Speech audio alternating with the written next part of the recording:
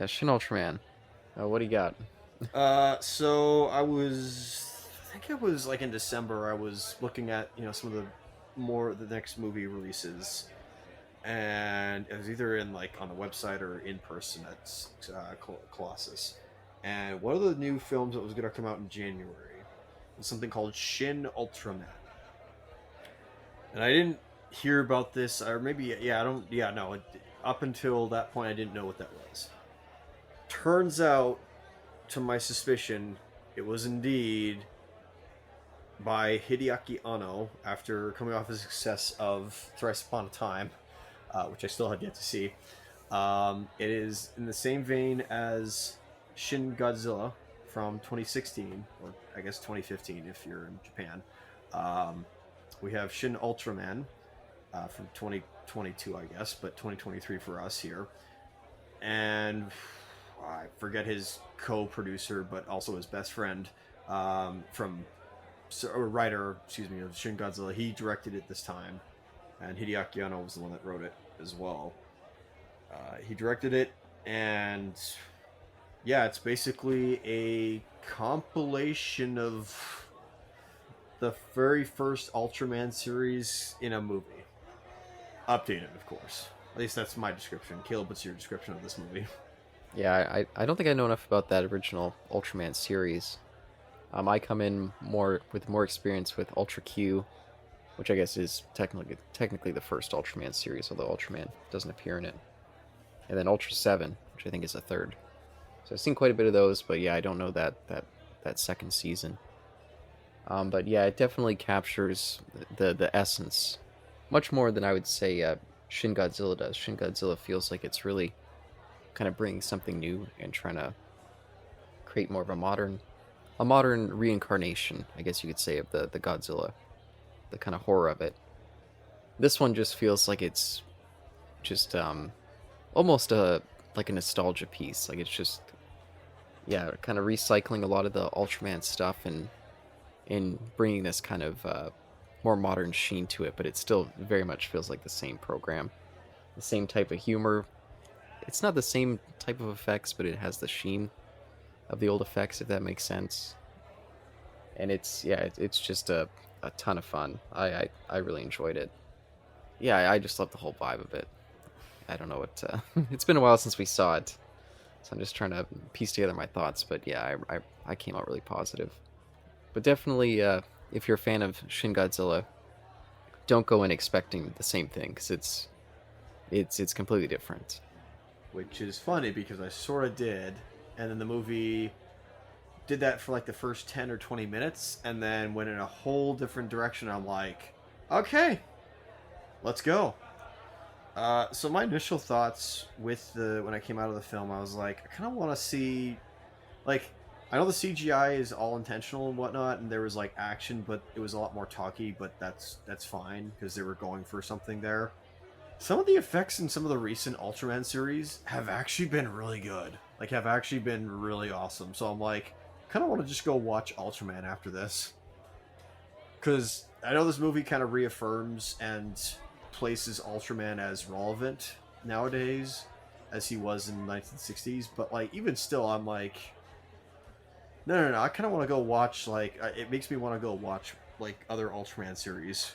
Because while you'd think like, oh, it's on the big screen, so that means they're gonna have a really like high budget and have these insane choreographed fight scenes. I mean, yeah, the fight scenes are pretty cool, but I actually think they're like either on par or similar to some of the Ultraman TV series stuff, like current ones or ones from the new tens. It sounds so bad. This is like philosophizing for like 2-ish hours about like why Ultraman's relevant, and I love it. Yeah, and it feels like it's trying to kind of explain the flavor of the old series to a new audience without, having to deal with some of the more shoddy effects stuff and Certainly. the more corny look. But it definitely captures that vibe.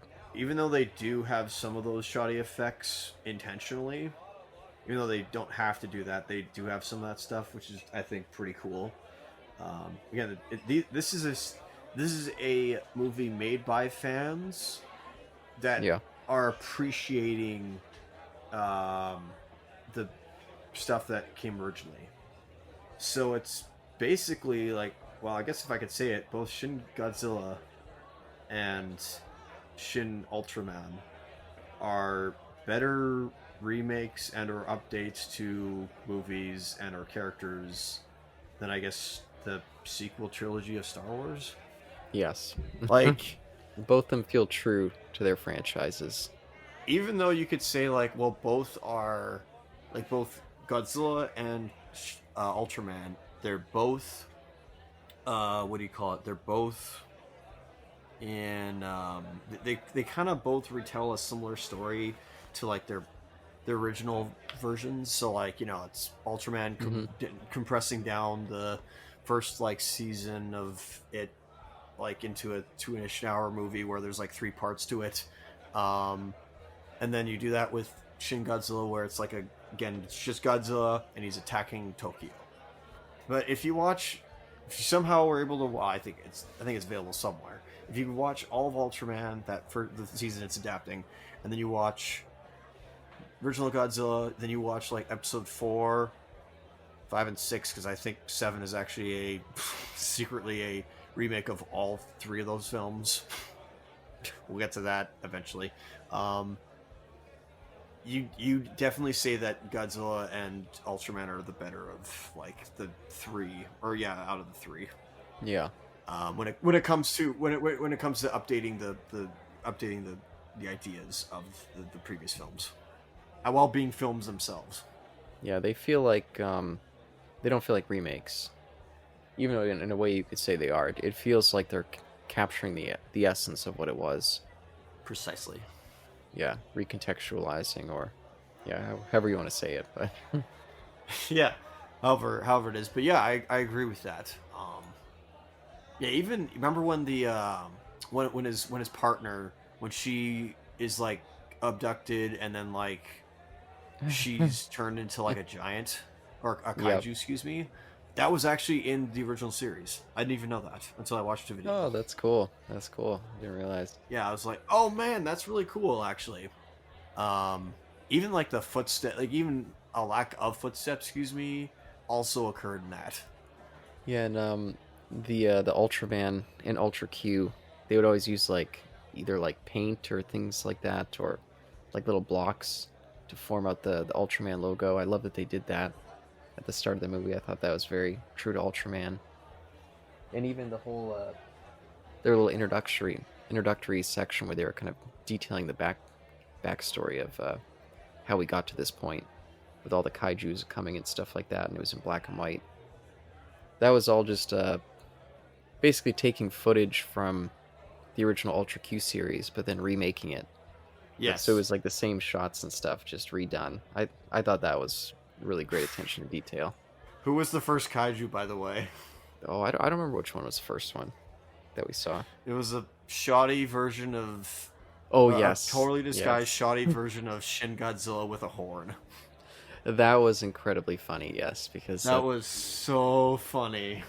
Yeah, because that original monster was just an old Godzilla suit, so the fact they did it with Shin Godzilla, that's just so clever. That is... especially since it's the same guys... Oh, that was so awesome. I was like, you guys did it. You guys hit the marker right. You hit the bullseye. Perfect. And I've actually thought about including some of the Ultra Q series, because so much of that first season is filled with Toho kaijus that the E.G. Tsuburaya just redressed for that. And sometimes not even redressing, like Manda just appears just as Manda in that series. Yeah, and I did want to mention for this Shin Ultraman, you said that you found out about it when Cineplex had put it up. Yep.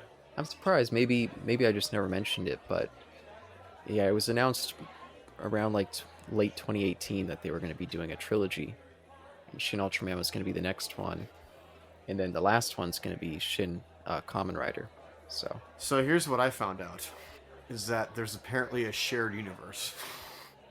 Anno's done it. He somehow combined. He somehow put Rebuild of Evangelion. So shit, like, because apparently like the last film, Thrice Upon a Time, is called Shin Evangelion. and then there's Oh, Shin Godzilla, and there's Shin Ultraman, and there's Shin Kamen Rider. I have a problem with hyping things up, I fully admit. Like, I seriously still want to see a live-action adaptation of Django meets, what is it, Zorro. I want to see that.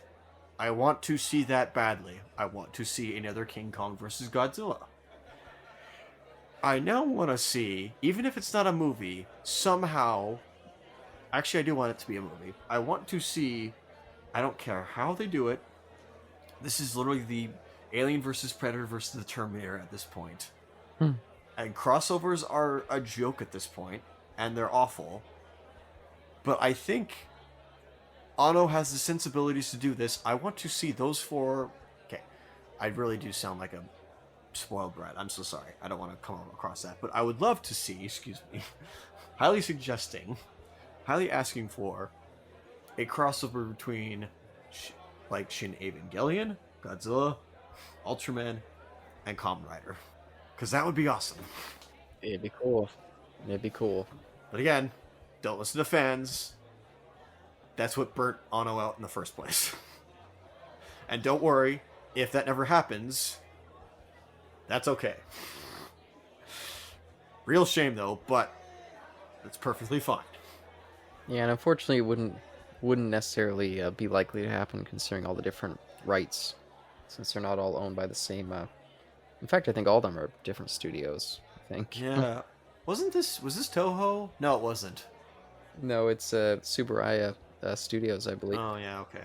Because yeah, remember that's why Zone Fighter exists, because E.G. Tsuburaya left Toho and started his own company. That's right. So Toho was like, "Oh fuck, they're taking money from us! Quick, throw some together." Thank you for that reminder. That's sorry, that did not sound sarcastic, but yeah, thank you for that reminder. That's true. I forgot about that. Yeah, and I don't remember who made Kamen Rider. I don't really know too much about that franchise. It is not a knockoff of Super Sentai. I swear it's probably the same company. I hope. Maybe I'm wrong. So many like fans are wanting to crucify me, which is totally fine. I accept the crucifixion. Yeah, I did want to say I saw that Anno was actually directing that last one.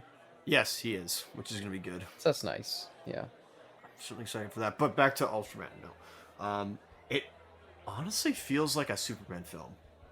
I said to you this after the theater, and I'm going to say it again. This feels like the best Superman adaptation I've seen in a long time.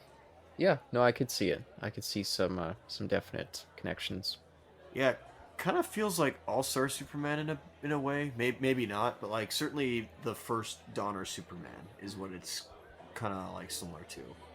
And yeah, it somehow kind of got the character right than Zack Snyder's adaptation.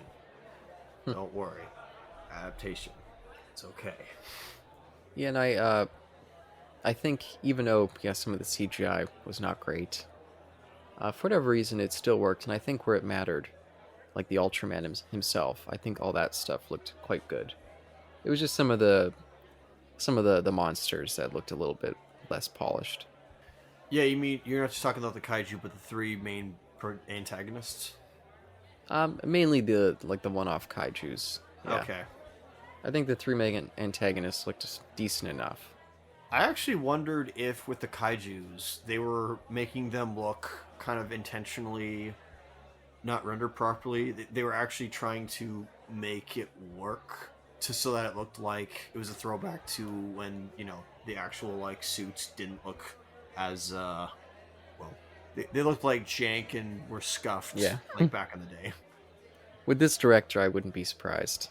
He did seem to lean into that kind of, really wanting to emulate that show. Even when it came just down to the sound mix, like we had this one alien villain who looked very comical. I think me and you were both laughing the first time we saw him. He had like his little trench coat on and his hat. Oh yeah. And they put the his audio way forward in the track. And they would always do that on that old show. Whenever there were those aliens, it would always be like way forward compared to everything else. So I thought that was really cool. Attention to detail.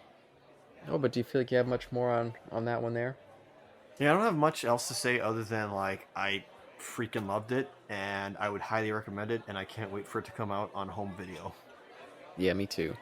Definitely. So it comes with a strong recommendation for me, and is it a turn your brain off, or is it a like pay attention movie? It's a mix of both. It is, because it leads into the absurdity of some science fiction television with all the nonsense exposition dumps. Like, there's tons and tons of scenes, just like in Shin Godzilla, where there's just quick fire dialogue, people just going around shooting out all these ideas. But unlike Shin Godzilla, where a lot of that stuff felt intentionally like detailed and thought out, this one it felt more like thought out in terms of just throwing out kind of silly bits. So, like almost nonsense science jargon. Or jargon. Jargon. yeah, a lot of like techno jargon. A lot of techno babble. Technobabble, thank you. Yeah. Tons and tons of that. And to comedic extents. So Yeah, but like I said before, I think they do at least put Ultraman under a microscope and actually, give him some character, which is nice. yes, no, that's definitely true. So you will not be missing characters. And there are some like there's like maybe some stock character types, but I think that's intentional, especially since again, if you're dealing with tokusatsu stuff, that's kind of the point. There's always like stock characters. It's just how you write them. Yeah, and yeah, I would also definitely recommend it, but do temper your expectations if you're expecting Shin Godzilla, because yeah, I mean, they're two very different franchises, and they both have their strong suits, and this one leans into a different type of strong suit. Yeah, I agree, and I like it. I actually do like that. He starts, like I said, he starts out with Shin Godzilla, but then goes into something else completely different. So I think it's completely appropriate. Yeah, and even though these technically aren't like actually connected in the same world, they do enough to make it have the same flavor. And there's that one character, or at least one actor, that I don't know if he's playing the same character, but he comes in playing a very similar type of position in the government, and that felt like a very clear kind of thread between the two of them. Yeah, it's a different prime minister as well. So Yeah. other than the how I put this, the guy with the glasses, not that guy, but the guy with the glasses in Shin Godzilla, if you remember him, he was kind of like the ally to later ally. He was actually one of the guys who doubted him, but then later on he kind of relented and was like, all right, you seem to know what you're doing, so like you and your team seem to know what you're doing, so I'm going to ally myself with you and just give you some advice. He comes back, which I loved. I was really hoping that there would be like a returning character or something like that. So I'm like, very good. That guy was great, even though he kind of agreed with that treaty with that one alien, but whatever, I guess it happened. But I really am hoping he played that part in the same character in this movie, and then he returns for Kamen Rider when that comes out. Yeah, I love it. But yeah, I guess also one last thing though, I guess I'll have to say we watched the subtitled version, so the actual like Japanese track. I really enjoyed that one. I don't know what the English dub is like. Pick your poison. I recommend the Japanese dub. That's just me. Yeah, I can occasionally with animes be a little bit more open to just watching dubs, but when it comes to live action, I'm 100% across the board go with the original language. Sometimes with the classic Godzilla stuff, it can be fun to see the American one is like supplemental material, but I'd always recommend going with the Japanese first. Even though that's not how I grew up with a lot of those Toho ones, the original, or Showa, I should say, ones. But that wasn't because of choice. That was just what was available. Listen, if you want to have like a fun night with like some drugs, some alcohol, some cigarettes, and other goodies, watch an American dubbed Godzilla film, like old one. Sorry, you'll certainly be hooting and hollering. Yeah, and especially for the really bad ones like Godzilla's Revenge. I mean, you're not going to get anything really different. You're not going to get a substantial improvement watching the Japanese.